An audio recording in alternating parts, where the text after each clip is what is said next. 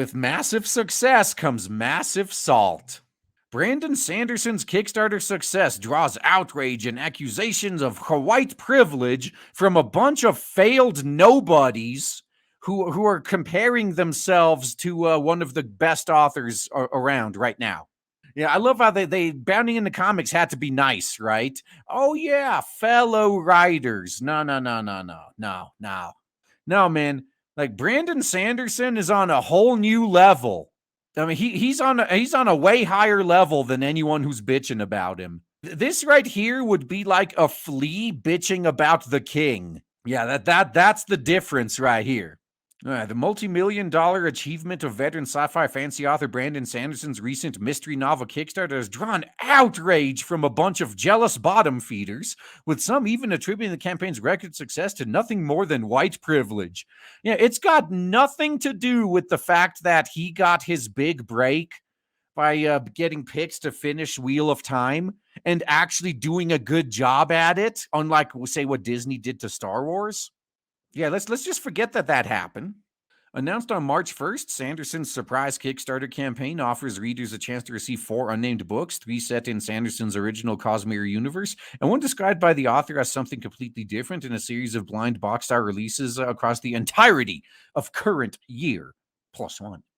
Some of you might want to receive these books with minimal spoilers and just enjoy them fresh and new without even knowing the title ahead of time, kind of like going to a movie blind, never having seen the trailer, and on the promise it's by a filmmaker you know you love. Oh, okay. You know what? I see where you're going, and I can see the appeal, but fuck, I've been burned by that before. Oh yeah, this director usually does good stuff. I'll go check this movie out blind, even though it looks like it wouldn't even appeal to me.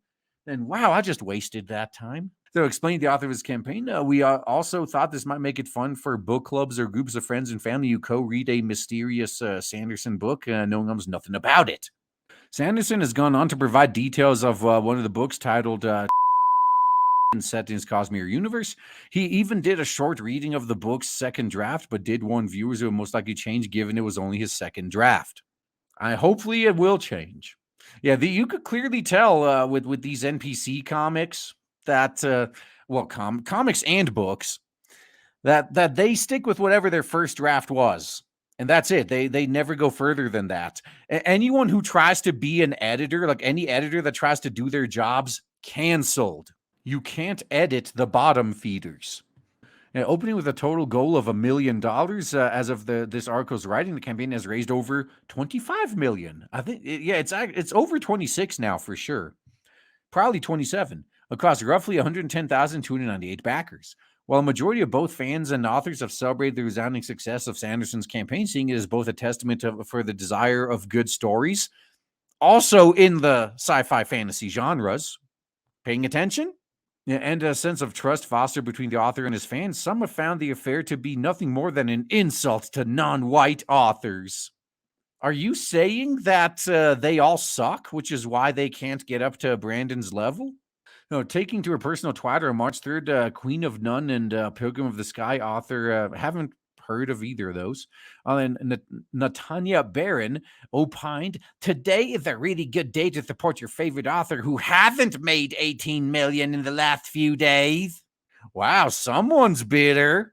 Am I personally upset that Brandon Sanderson's making money? Yes, you are. Don't even try to pretend like you're not. No, not at all. Truly good for him. She's seething on the inside. What makes me frustrated is that especially genre writers are told there's not a big market for fantasy. That and many readers stick to just a handful of authors.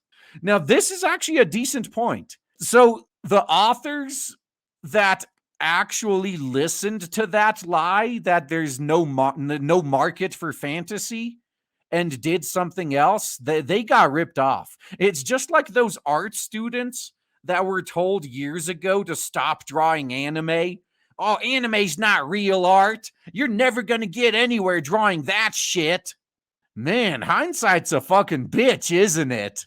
Wouldn't you like to go back and school your teachers a little bit if you could? So I think telling like novelists that there's no market for sci-fi and fantasy is the equivalent of telling an artist that they're not going to be anything drawing anime. So I can understand some bitterness. If you were one of those people that fell for that shit, yeah. And as for many readers sticking to just a handful of authors, it can be hard getting people to try something new, but that's a problem everyone has across like every genre. Oh, maybe they should write salt fantasy. Oh, dude, we could do that. Yeah, we could do an entire fucking fantasy setting about like some living in the salt flats in the post-apocalypse or something. But there are so many incredible authors out there. If you love fantasy and want to support the genre, I highly recommend reading more and more broadly. You better make sure those are good recommendations. So Dungeons and Dragons contributor K. Tempest Bradford asked, "This Runaway Sanderson campaign is totes the origin story of the Brandon Sanderson Presents imprint, where he shined the spotlight on by publishing BIPOC authors writing epic fantasy steeped in their own cultures, right? That was the plan the whole time, wasn't it?" Yeah, since the topic of BioShock's been coming up a lot lately, isn't this very reminiscent of one of those Andrew Ryan quotes? A man creates, a parasite asks, "Where's my share?" That's basically what's happening here. So you got the host accomplishing great things, and then all the parasites show up. "Where's mine? Give me my share. You didn't build that." I'm glad they're outing themselves, though, because when the pendulum swings back, all these people are going to delete their social media and try to pretend they never did this. Getting increasingly more irritated by the continued astronomical success of that Kickstarter, wrote Tor.com and NPR book critic Alex Brown, who found herself particularly incensed at the support for her Sanderson's work. "There are so much excellent, diverse science fiction and fantasy authors out there, and y'all are intent on giving that man millions of dollars." Well, maybe if those excellent, diverse authors were as good as him, although to be fair, maybe some of them are better. I am not going to claim that Brandon Sanderson is the best author in the world, even within his own genres. I am quite sure there's better authors out there than him. But the reason he's the biggest one, no pun intended, don't worry, it's because of a very specific definition of luck.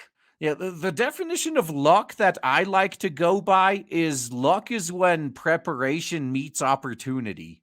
So it's not like his first book was Wheel of Time. He was already an author before he got selected to finish Wheel of Time. How else do you think he got picked? But he was doing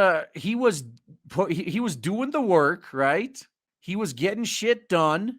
He was writing good stories, waiting for his opportunity. And then when the opportunity presented itself, he took it and he didn't fuck it up.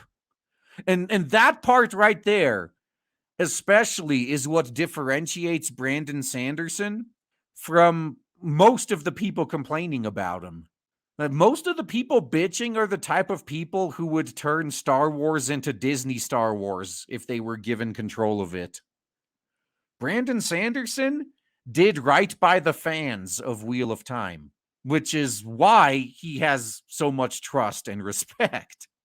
She then turned to criticize Sanderson's work itself, asserting, "I read a bunch of his books years ago, mostly enjoyed them, except the more I read, the more bored I got. At every turn, he picks the most obvious choice, and his characters are so stock you could order them out of a catalog." If you knew anything, I mean, he talks about things like that, actually. Like, you got to be real careful with, like, say, oh, picks the most obvious choice. Well, you got to live up to the promise you basically gave the reader at the beginning, right? Like, you don't want to do a genre flip halfway through, because the people who would have liked it stopped reading a while ago, and those who are still reading liked it the way it was. You got to be careful. Now, stock characters, I don't know, man. I think you're just jealous. And it's largely because he lacked the creativity that comes with having a broad, diverse worldview. With each book, I walked away feeling like if only these characters had been queer, if this colonial setting had been interrogated more, if that trope had been subverted. So all you know how to do is follow the mainstream fads, right?